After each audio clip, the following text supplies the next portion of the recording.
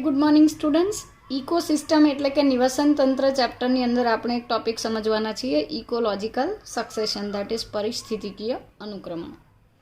પરિસ્થિતિકીય અનુક્રમણ અથવા ecological succession છે એ જૈવિક સમાજ અથવા બાયોટિક કમ્યુનિટી વડે કોઈ પર્ટિક્યુલર એન્વાયરમેન્ટમાં સમય સાથે આપવામાં આવતો એક પ્રતિચાર છે, એક રિસ્પોન્સ છે. So it is a type of response given by a community to environment over the time.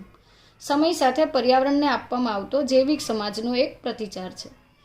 N important characteristic of all communities is that their composition and structure constantly change in response to the changing environmental conditions. મતલબ કે દરેક જૈવિક સમાજ જે છે તેની લાક્ષણિકતા છે કે જૈવિક સમાજની અંદર જાતિ જે છે તેનું બંધારણ અને તેની રચના બદલાતી રહે છે. એટલે જે તે જૈવિક સમાજમાં કેટલી જાતિઓ હશે, કઈ જાતિનું વૈવિધ્ય અથવા ડાયવર્સિટી વધારે હશે, સ્પીશીઝ કમ્પોઝિશન અને સ્પીશીઝ જે છે તેનું સ્ટ્રક્ચર અથવા તો કમ્યુનિટીનું સ્ટ્રક્ચર બદલાતા પર્યાવરણ સાથે, ચેન્જિંગ એન્વાયરમેન્ટની સાથે એના અકોર્ડિંગ ચેન્જ થયા કરે છે. This change is orderly, sequential and parallel with the changes in physical environment. એટલે કે સ્પીશીઝ કમ્પોઝિશનમાં થતા ચેન્જીસ જે છે એ શ્રેણીબદ્ધ, અનુક્રમિત અને પર્યાવરણના પરિવર્તનોને સમાંતરે થતા હોય. મતલબ જેવું પર્યાવરણમાં ચેન્જ થાય, એન્વાયરમેન્ટલ ફિઝિકલ એન્વાયરમેન્ટમાં જે બી ચેન્જ થાય એને અકોર્ડિંગ સ્પીશીઝ કમ્પોઝિશન અથવા તો જાતિની સમૃદ્ધિ કે જાતિની જે સ્પીશીઝ રિચનેસ છે એમાં વધારો કે ઘટાડો થતો જોવા મળે છે. These changes lead finally to a community that is in near equilibrium with environment and that is called climax community. મતલબ સમય જતાં એ બદલાતા જૈવિક સમાજ એવી કન્ડિશન પર આવે છે કે નિયરલી ઇક્વિલિબ્રિયમ પર પહોંચે છે. એટલે કે એક સ્થાયી સમાજની રચના થાય છે જેને આપણે ચરમ સમાજ અથવા ક્લાઇમેક્સ કમ્યુનિટી કહીએ છીએ. બટ ક્લાઇમેક્સ કમ્યુનિટી સુધી પહોંચતા પહેલાં પાયોનિયર કમ્યુનિટી આવે છે, એટલે કે પાયાની અવસ્થા. ત્યાર પછી તેની અંદર જરૂરી પરિવર્તનો આવતા જશે. વારાફરતી સ્પીશીઝ જે છે, એક સ્પીશીઝ અથવા એક જાતિ બીજીને રિપ્લેસ કરે છે. તો લાસ્ટમાં જે સ્ટેબલ અથવા ઇક્વિલિબ્રિયમ જેવી જે કમ્યુનિટી બને છે કે જે નિયરલી એમાં વધારે કોઈ ચેન્જીસ નથી થતા તેવી જે પરિસ્થિતિ બનશે, that would B the climax community. એટલે જે તે વિસ્તારનો એ ચરમ સમાજ ગણાય છે. હવે સમજીએ કે ઇકોલોજીકલ સક્સેશન એકચ્યુઅલી શું છે. The gradual and fairly predictable change in the species composition of a given area is called ecological succession. Gradual and fairly predictable મતલબ કે અનુક્રમિત અને સ્પષ્ટપણે જેની આગાહી કરી શકાય અથવા તો ભવિષ્ય કથન કરી શકાય એવા પરિવર્તનો in species composition of a given area. મતલબ આપેલા ક્ષેત્રના સ્પીશીઝ કમ્પોઝિશનમાં થતા ક્રમિક અને સ્પષ્ટપણે આગાહી કરી શકાય એવા પરિવર્તનો છે. મતલબ કે એક જૈવિક સમાજ, આપણે એક એક્ઝામ્પલ લઈએ કે એક બેર રોક અથવા ખુલ્લો ખડક છે જ્યાં પહેલાં લાઇકેન જાય છે, બિકોઝ ખુલ્લા ખડક પર જમીન નથી હોતી, પથ્થરો હોય છે. લાઇકેન્સ જે છે એ એસિડિક સબસ્ટન્સને રિલીઝ કરી સોઇલ બનાવે છે અથવા તો એ ખડકનું અપક્ષયન કરે છે, વેધરિંગ કરે છે. ત્યાર પછી જેવો લાઇકેન્સ માટે કન્ડિશન ધીરે ધીરે થોડી ચેન્જ થતી જાય અને એના માટે અનફેવરેબલ કન્ડિશન આવે તો એના બદલે લાઇકેન્સને રિપ્લેસ કરે છે બ્રાયોફાઇટ્સ. ત્યાર પછી ટેરિડોફાઇટ્સ. તો મતલબ કે લાઇકેન્સ પછી બ્રાયોફાઇટ આવે, બ્રાયોફાઇટ્સ પછી ટેરિડોફાઇટ. તો એ ગ્રેજ્યુઅલ અને ફેરલી પ્રિડિક્ટેબલ ચેન્જીસ થયા. આપણે આગાહી કરી શકીએ અથવા તો આપણે વિચારી શકીએ એવા પરિવર્તનો છે. So during succession some species colonise and area and their population become more numerous whereas population of other species decline and even disappear. એટલે લાઇકેન જેવું જ થયું. શરૂઆતમાં લાઇકેનની કોલોની હતી, બટ એક ટાઈમ એવો આવ્યો કે લાઇકેન માટે કન્ડિશન જે છે એ અનફેવરેબલ થઈ.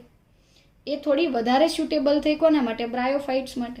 તો બ્રાયોફાઇટ્સ એટલે કે દ્વિઅંગીની પોપ્યુલેશન વધે છે, જ્યારે લાઇકેનની પોપ્યુલેશન ઘટતી જાય ને ઇવન એક ટાઈમે તો લાઇકેન અદૃશ્ય થઈ જાય.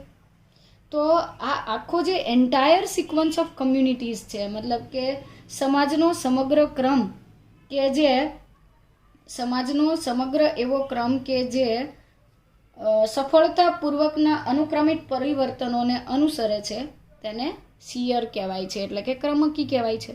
મતલબ આપેલા ક્ષેત્રની અંદર સમાજનો સમગ્ર એવો સિક્વન્સ કે જે અનુક્રમિત સફળતાપૂર્વકના અનુક્રમિત પરિવર્તનોને અનુસરે. જેમ કે લાઇકેન્સ આવ્યા તો આપણે પ્રિડિક્શન લગાવી શકીએ કે તેના પછી બ્રાયોફાઇટ્સ આવે છે, એટલે કે દ્વિઅંગી આવે છે. દ્વિઅંગીઓ આવે ત્યાર પછી ત્રિઅંગી, ત્યાર પછી અનાવૃત બીજધારી અને લાસ્ટમાં આવૃત બીજધારી એટલે કે એન્જિયોસ્પર્મ્સ. તો મતલબ કે લાઇકેન્સથી લઈને એન્જિયોસ્પર્મ્સ અથવા તો જે ટ્રીઝ હતા, પેરેનિયલ પ્લાન્ટ્સ હતા, બહુવર્ષાયુ વનસ્પતિ, ત્યાં સુધીનો આખો જે સિક્વન્સ છે દેટ ઇઝ સિયર. તેને આપણે ક્રમકી કહીએ છીએ. The individual transitional communities are termed as seral stages or seral communities. મતલબ કે ઇન્ડિવિજ્યુઅલ ટ્રાન્ઝિશનલ કમ્યુનિટીઝનો મતલબ શું થાય છે? વ્યક્તિગત જે પરિવર્તનશીલ અથવા સતત બદલાતી જે ક્રમકી છે તેને ક્રમકી સમાજ કે ક્રમકી અવસ્થા કહેવાય. આપણે વ્યક્તિગત સમાજની વાત કરીએ કે લાઇકેન, તો લાઇકેન કંઈ સ્ટેબલ નથી, તેને રિપ્લેસ કરે છે બ્રાયોફાઇટ, તો એ સેકન્ડ સિરલ સ્ટેજ થયું. બ્રાયોફાઇટ્સ પણ સ્ટેબલ નથી, તેને રિપ્લેસ કરે છે ટેરિડોફાઇટ્સ એટલે કે ત્રિઅંગી, તો એ થર્ડ સિરલ સ્ટેજ થયું. આવા ઘણા બધા સિરલ સ્ટેજીસ જે છે એ ભેગા મળીને એક આખો એન્ટાયર સિક્વન્સ બનાવે અને એને ક્રમકી, અનુક્રમણની ક્રમકી કહેવામાં આવે છે. Then after, in the successive seral stages, there is a change in the diversity of species of organisms, increase in the number of species and organisms as well as increase in the total biomass. મતલબ કે જેમ જેમ સમય પસાર થતો જાય છે, ક્રમકી અવસ્થાઓ બદલાતી રહે છે, તેમ તેમ સ્પીસીઝની ડાયવર્સિટી એટલે કે જાતિની વિવિધતા, સજીવોની સંખ્યા, સજીવોની વિવિધતા અને કુલ જે જૈવભાર અથવા તો ટોટલ બાયોમાસ છે એ પણ જે તે વિસ્તારમાં વધતો જાય છે. અને એનું એક બેસ્ટ એક્ઝામ્પલ છે ધ પ્રેઝન્ટ ડે કમ્યુનિટીઝ. હાલમાં જે જૈવ સમાજ પૃથ્વી ઉપર અસ્તિત્વ ધરાવે છે, in the world have come to be because of succession that has occurred over millions of years since life started on the earth. મતલબ કે પૃથ્વી પર જીવની ઉત્પત્તિ થઈ ત્યારથી લાખો વર્ષો સુધી સક્સેશન અથવા તો અનુક્રમણ થવાના લીધે હાલનો જે જૈવિક સમાજ અથવા તો હાલની જે જોવા મળતી બાયોટિક કમ્યુનિટીઝ જે છે એ અસ્તિત્વમાં આવી છે. Actually succession and evolution would have been parallel processes at that time. મતલબ કે જ્યારથી જીવની ઉત્પત્તિ થઈ ત્યારથી અનુક્રમણ એટલે કે સક્સેશન અને એવોલ્યુશન એટલે કે ઉદ્વિકાસ એ બંને એકબીજાને સમાંતર ચાલતી પ્રક્રિયાઓ હશે અથવા રહી છે. ચાલો, સક્સેશન અથવા અનુક્રમણ એટલે ક્રમકી અવસ્થાઓ બદલાવી. એક જૈવિક સમાજનું સ્થાન બીજો જૈવિક સમાજ લેતો રહે છે અને એ સતત પરિવર્તનશીલ છે. આના મેજર બે ટાઈપ્સ છે, પ્રાઇમરી અને સેકન્ડરી. પ્રાઇમરી સક્સેશન એવી જગ્યા પર થાય કે જ્યાં પહેલેથી ઓલરેડી કોઈ લાઈફ હતી નહીં, મતલબ કે ખુલ્લા ખડકો કે જ્યાં કોઈ જીવંત સજીવો અસ્તિત્વ ધરાવતા નથી, એ પ્રાઇમરી સક્સેશન છે. તો succession is hence a process that starts in an area where no living organisms are there. એક એવો વિસ્તાર કે જ્યાં કોઈ જીવંત સજીવો નથી. These could be areas where no living organisms even existed. Say bare rock. આપણે ઉદાહરણ લઈએ કે ખુલ્લા ખડકો કે જ્યાં કોઈ જીવન હતું જ નહીં અને ત્યાં જીવનની શરૂઆત થાય તો એ primary succession. Or in areas somehow lost all the living organisms that existed there. અથવા એવો વિસ્તાર કે જ્યાં જો પહેલેથી કોઈ જીવન ક્યારેય હતું જ નહીં અને ત્યાં નવું જીવન પ્રણાલી અસ્તિત્વમાં આવે તો that would B primary succession, એટલે કે પ્રાથમિક અનુક્રમણ કહેવાય કે જ્યાં ઝીરોથી શરૂઆત થાય. જ્યારે અહીંયા કેવું છે કે પહેલાં કોઈક લાઈફ તો હતી, life existed but સમહાઉ lost all living organisms. કોઈક ઘટના કે દુર્ઘટનાના લીધે બધા જ જીવંત સજીવો નાશ પામે છે અને ફરી પાછું નવી જીવન પદ્ધતિઓ વિકસે છે, તો સેકન્ડરી સક્સેશન. જેમ કે જંગલમાં આગ લાગે છે અને ત્યાં આપણે કોઈ વૃક્ષારોપણ નથી કરતા, પણ થોડા સમય પછી ત્યાં ફરીથી નવા પ્લાન્ટ્સ આવે છે, તો એ સેકન્ડરી સક્સેશન છે કે પહેલાં ત્યાં જમીન તો હતી. જ્યારે ખુલ્લા ખડકો તો એવા છે કે જ્યાં જમીન જ નથી, ત્યાં તો જમીનથી શરૂઆત કરવાની છે. તો એવા એક્ઝામ્પલ્સ જોઈએ કે examples of areas where primary succession occurs. એવા એક્ઝામ્પલમાં ન્યૂલી કુલ્ડ લાવા, નવો ઠંડો પડેલો લાવા, મતલબ કે જ્યાં જ્વાળામુખી ફાટેલો છે અને હજુ તો એ થોડો ઠંડો પડ્યો છે. બેર રોક એટલે કે ખુલ્લા ખડકો, ત્યાં પણ કોઈ જીવન નથી હોતું. ન્યૂલી ક્રિએટેડ પોન્ડ ઓર રિઝર્વોયર, મતલબ કે નવું બનાવેલું તળાવ અથવા કોઈ જળાશય. આવા વિસ્તારમાં પહેલેથી કોઈ જીવન હોતું જ નથી અને નવું જીવન શરૂ થાય છે, નવી વસાહત વિકસે છે. The establishment of a new biotic community is generally slow. મતલબ કે એવી જગ્યા આ વિસ્તારો કે જ્યાં પહેલેથી કોઈ લાઈફ છે જ નહીં, એવા વિસ્તારમાં પહેલી જાતિ જે છે અથવા તો જે નવો બાયોટિક કમ્યુનિટી કે નવો જૈવિક સમાજ જે છે એ એસ્ટાબ્લિશ થવો, એનું સ્થાપન થવાની જે પ્રોસેસ છે, ઇટ ઇઝ જનરલી સ્લો. આ પ્રોસેસ એકદમ કેવી હોય છે? ધીરે થતી હોય છે. ત્યાર પછી before a biotic community of diverse organisms can become established there must be soil. એટલે કે કોઈ પણ વિસ્તારમાં બાયોટિક કમ્યુનિટી ડાયવર્સ ઓર્ગેનિઝમ્સ ધરાવતી, જુદા જુદા સજીવો ધરાવતી કોઈ જૈવિક સમાજ અથવા તો કોઈ પાયાની અવસ્થાઓ આવે એ પહેલાં ત્યાં જમીન હોવી જરૂરી છે. There must be soil. Depending mostly on the climate, it takes natural process several hundreds to several thousand years to produce a fertile soil on bare rock. મતલબ એને એક્ઝામ્પલ આપ્યું છે કે કોઈ પણ જગ્યાએ જમીન હશે તો કોઈક જૈવિક સમાજ, કોઈ બાયોટિક કમ્યુનિટી ડેવલપ થાય. અને મોટા ભાગે depending mostly on the climate એટલે કે આબોહવા ઉપર આધાર રાખે છે. અને કુદરતી રીતે જે બેર રોક છે, બેર રોકનો અર્થ છે ખુલ્લા ખડકો. બેર રોક અથવા તો ખુલ્લા ખડકો જે છે તેના સ્થાને ફર્ટાઇલ સોઇલ પ્રોડ્યુસ થવી. ફર્ટાઇલ સોઇલનો મતલબ છે કે ફળદ્રુપ જમીનનું નિર્માણ થવામાં લાખો વર્ષો જે છે તેનો સમયગાળો લાગતો હોય છે, અથવા કોઈ વાર 1000 વર્ષ લાગે છે તો કોઈ વાર 100 વર્ષ લાગે છે. હવે સમજીએ સેકન્ડરી સક્સેશન એટલે કે દ્વિતીયક અનુક્રમણ. Secondary succession begins in areas where natural biotic communities have been destroyed, such as in abandoned farmlands. મતલબ દ્વિતીયક અનુક્રમણ એવી જગ્યા પર થાય છે કે જ્યાં કુદરતી જીવ સમાજો કોઈ ઘટનાના લીધે ડિસ્ટ્રોય થયા છે, નાશ પામ્યા. જ્યારે પ્રાઇમરી સક્સેશન ક્યાં થતું હતું? જ્યાં પહેલેથી કોઈ લાઈફ હતી જ નહીં, જ્યાં લાઈફ ઓરિજિનેટ થાય એવા પણ કોઈ ચાન્સ નહોતા, જેમ કે ખુલ્લા ખડકો અથવા તો નવો શાંત પડેલો કે ઠંડો પડેલો લાવા હોય કે નવું બનાવેલું તળાવ હોય, એવું ઝીરોથી શરૂ થતું હતું. જ્યારે સેકન્ડરી સક્સેશન એવી જગ્યા પર થાય કે જ્યાં નેચરલ બાયોટિક કમ્યુનિટીઝ હતી, જૈવિક સમાજો હતા ખરા, બટ એ ડિસ્ટ્રોય થયા. જેમ કે એબેન્ડોન ફાર્મલેન્ડ્સ એટલે કે ખેતીલાયક જમીન, બર્ન ઓર કટ ફોરેસ્ટ સળગેલા અથવા તો કાપી નાખવામાં આવેલા જંગલો જ્યાંથી પુનઃ વન નિર્માણ થતું હોય. લેન્ડ્સ ધેટ હેવ બીન ફ્લડેડ મતલબ કે પૂરથી પ્રભાવિત થયેલી હોય એવી જમીન, જ્યાં પૂર આવેલું છે અને જમીનનું ધોવાણ થઈ ગયું કે ત્યાંથી વનસ્પતિ અને પ્રાણીઓ નાશ પામ્યા, આગ લાગવાના કારણે અથવા વન કટાઈના લીધે થતું જંગલોની સફાઈ, ખેતીલાયક જમીન કે જ્યાંથી પાકની લણણી થયા બાદ એને ખાલી કરવામાં આવેલું હોય. આવી જગ્યાએ જમીન તો છે ફળદ્રુપ, બટ ત્યાંની બાયોટિક કમ્યુનિટી કોઈક રીઝનથી ડિસ્ટ્રોય થઈ છે, નાશ પામી છે. તો ત્યાં જે નવી કમ્યુનિટી વિકસે, આ પદ્ધતિમાં પહેલાં તો જીવન હતું, જીવન માટેની અનુકૂળતાઓ પણ હતી, તો ત્યાં જે અનુક્રમણ થાય that would be secondary succession. Since some soil or sediment is present, succession is faster than primary. મતલબ કે પહેલેથી ત્યાં જમીન પણ છે અને કેટલાક અવક્ષેપિત ઘટકો પણ છે. મતલબ કે ત્યાં જીવનની ઉત્પત્તિ માટેના ઘણા બધા સ્ત્રોતો હોવાના લીધે પ્રાઇમરી અથવા પ્રાથમિક જે અનુક્રમણ છે તેની કમ્પેરિઝનમાં secondary succession is much faster, એ થોડું સ્પીડમાં થાય છે. Description of ecological succession usually focuses on changes in vegetation. એટલે કે સામાન્ય રીતે આપણે અનુક્રમણને વર્ણન કરીએ, એના વિશે ડિટેલમાં સ્ટડી કરીએ તો it is dependent on changes in vegetation, એટલે જે તે ક્ષેત્રમાં, જે તે વિસ્તારમાં થતા વનસ્પતિ સમૂહોના પરિવર્તન પર ધ્યાન ખેંચે છે. કે એકવાર લાઇકેન હતું, પછી દ્વિઅંગી આવી, પછી ત્રિઅંગી વનસ્પતિઓ આવે. તો આ રીતે વેજીટેશનમાં જે ચેન્જીસ થાય છે તેના પર મુખ્યત્વે વનસ્પતિનું સક્સેશન નિર્ભર કરતું હોય છે. However, these vegetational changes in turn affect food and shelter four various types of animals.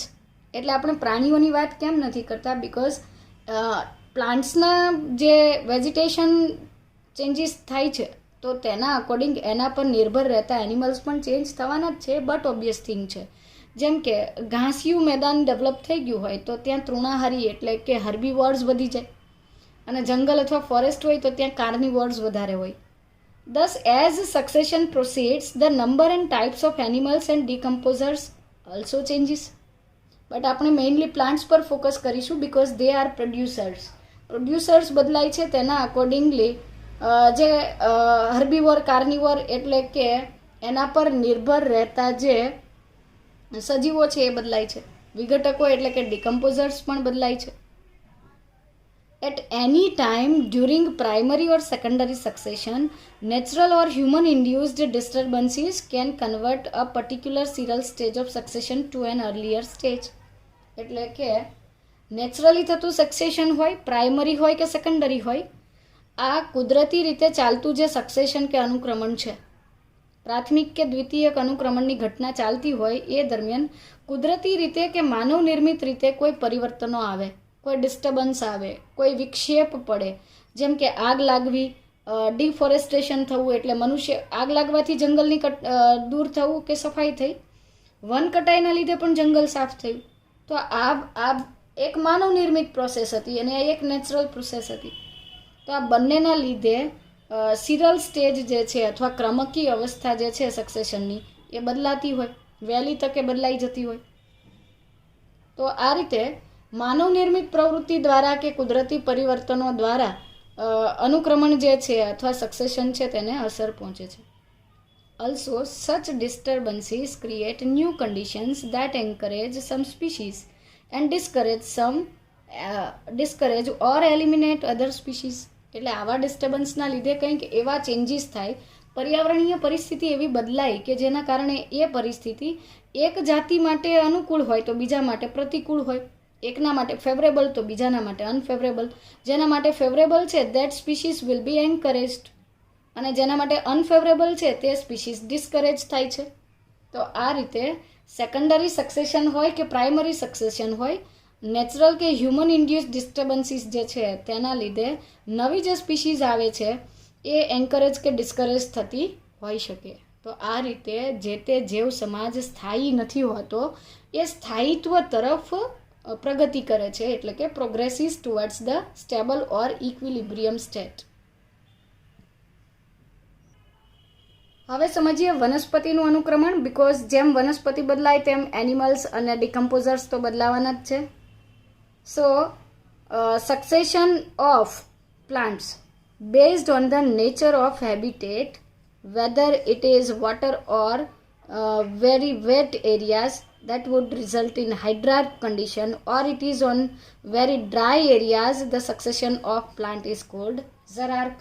એટલે શું? હાઇડ્રાર્ક એટલે કે જલ આરંભી અનુક્રમણ. જો જે તે વનસ્પતિને ખૂબ વધારે પ્રમાણમાં પાણી મળતું હોય તો ત્યાં થતું અનુક્રમણ છે એ પાણીમાં શરૂ થાય છે અને એટલે એને જલ આરંભી કહેવાય.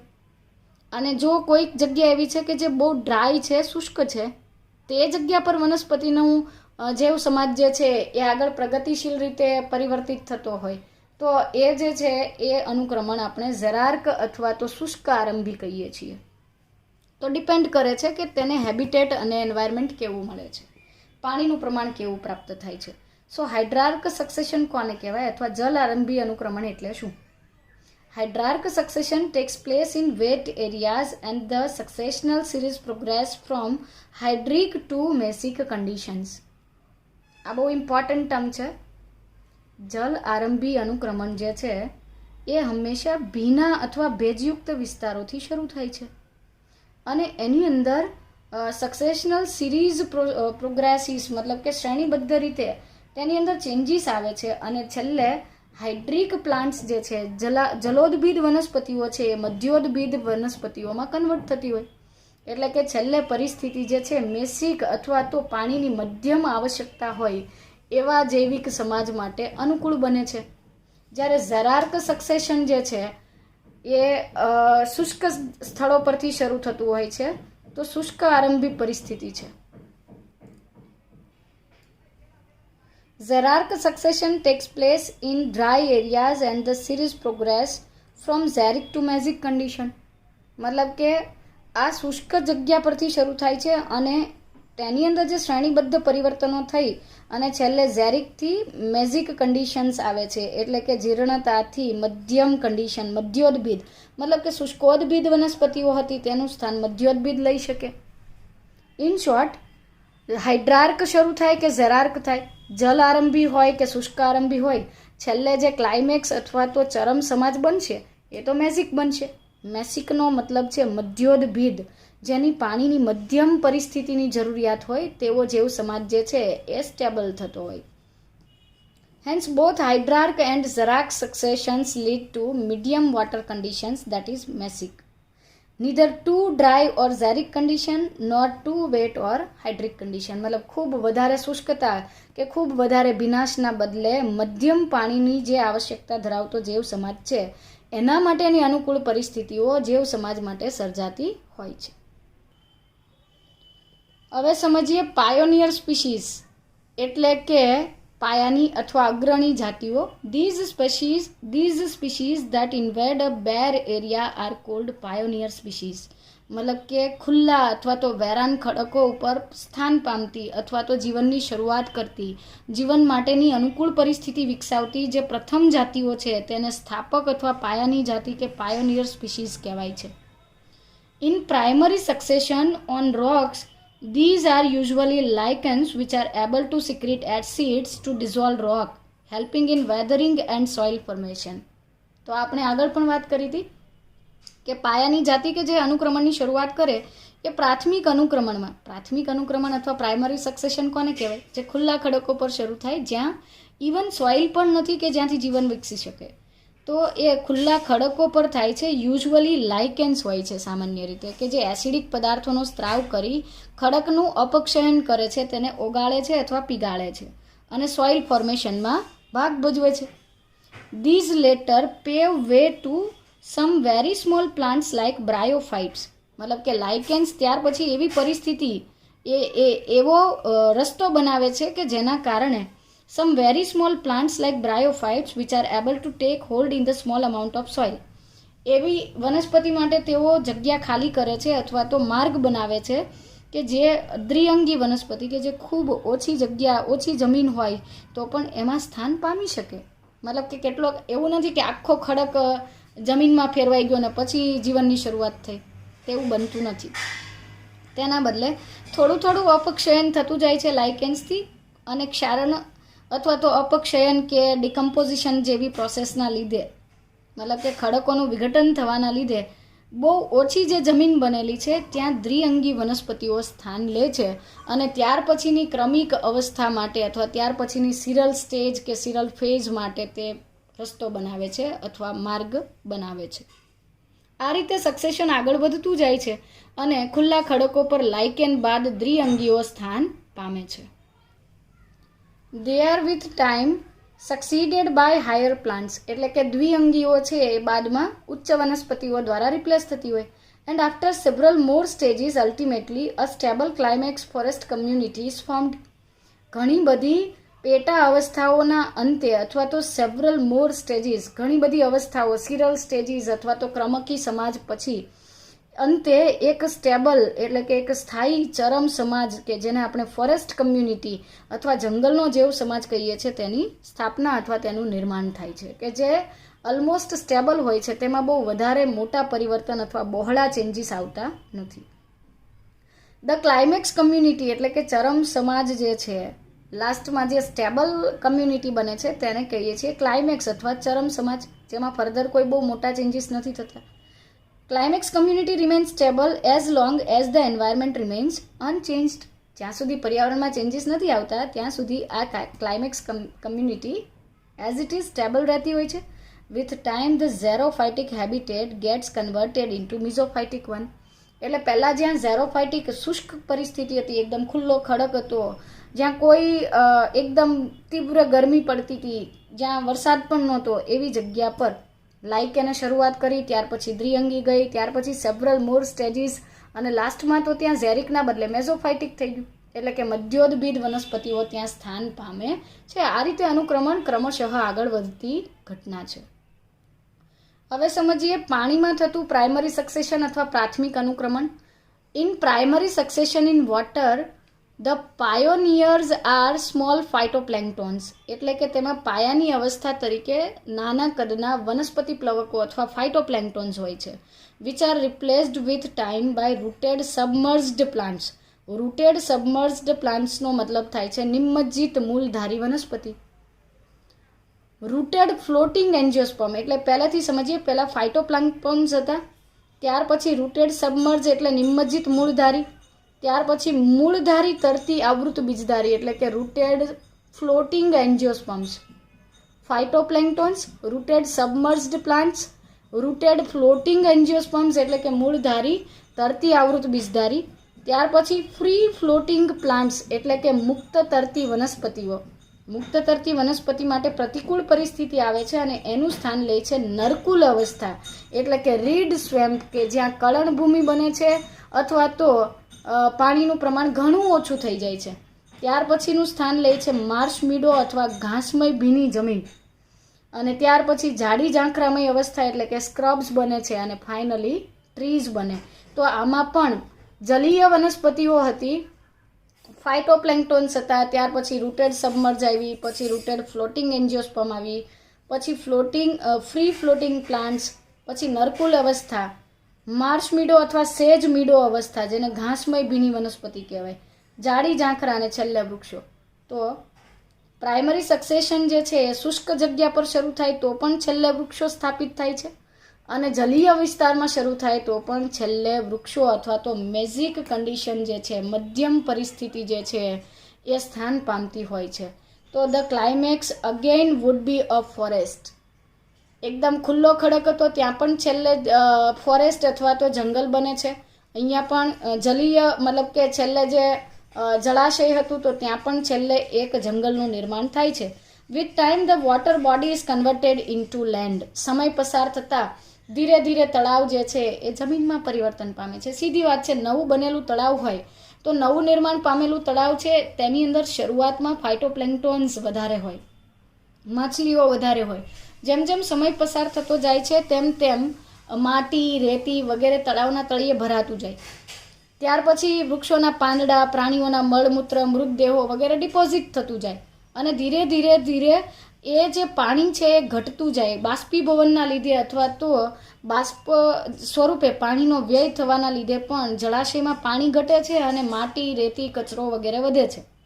તો ધીરે ધીરે પ્રાણીઓ માટે જે અનુકૂળ પરિસ્થિતિ હતી તેના બદલે છેલ્લે વૃક્ષો સ્થાપિત થાય છે. એક ટાઈમ એવો આવે કે તે કળણભૂમિ અથવા તો માર્શ મીડો સ્ટેજમાં કે રીડ સ્વેમ્પ સ્ટેજમાં આવે, અને ત્યાર પછી જે છે પાણી ઇવાપરેટ થતું જાય અથવા તો બાષ્પીભવન થતું જાય, તો જળાશય હતું એ જળમાંથી સ્થળ બની ગયું, એટલે કે જ્યાં તળાવ હતું ત્યાં છેલ્લે પાછા વૃક્ષો આવી જાય છે અને તે એક ફોરેસ્ટ અથવા તો જંગલ જેવી ભૂમિમાં પરિણમે છે.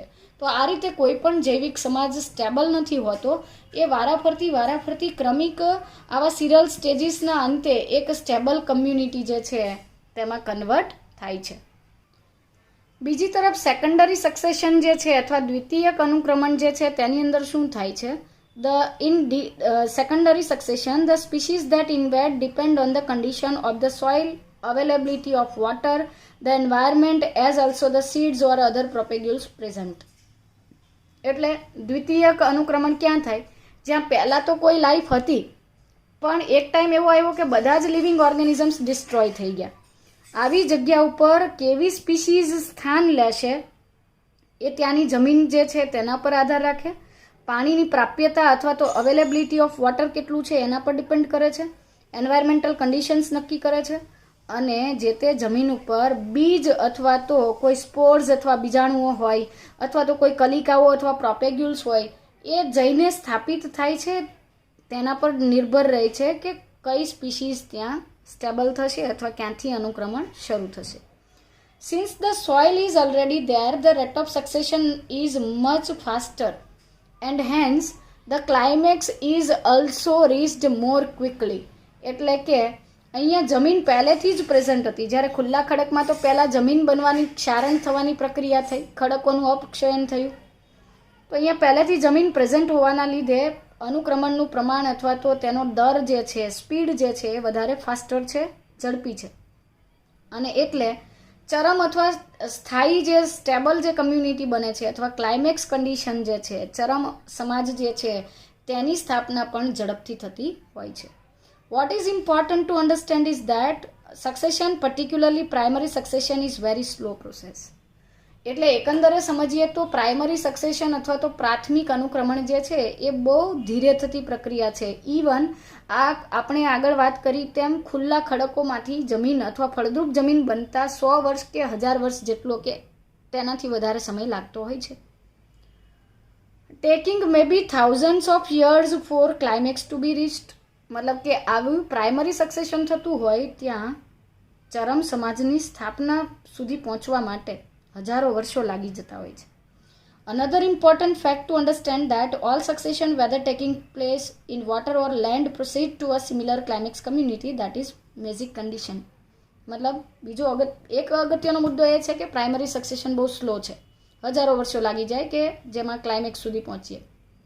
બીજી પરિસ્થિતિ એ છે કે સક્સેશનની શરૂઆત કોઈ ખુલ્લા ખડક કે એકદમ ડ્રાય કન્ડિશનથી થતી હોય, જમીનથી થતી હોય, તો પણ ભલે પાણીથી થતી હોય કે ખડકોથી થતી હોય. છેલ્લે જે સ્થાયી સમાજ બને છે એ તો મધ્યમ અથવા તો મધ્યોદબીજ જેવો બને છે કે જેની પાણીની પ્રાપ્યતાની અથવા તો પાણીની જરૂરિયાત મધ્યમ હોય. તો મધ્યોદબીજ પરિસ્થિતિ જે છે એ છેલ્લે સ્થાયી થતી હોય છે. તો આ થઈ ગયું અનુક્રમણ અથવા તો ઇકોલોજીકલ સક્સેશનના પ્રાથમિક મુદ્દાઓ. નેક્સ્ટ લેક્ચરની અંદર આપણે ડિસ્કસ કરીશું કે સક્સેશન બેસિકલી કયા સ્ટેપ્સમાં થાય છે અને કઈ કઈ વનસ્પતિ, કયા કયા પ્રાણીઓની અંદર કેવા પરિવર્તનો આવે છે.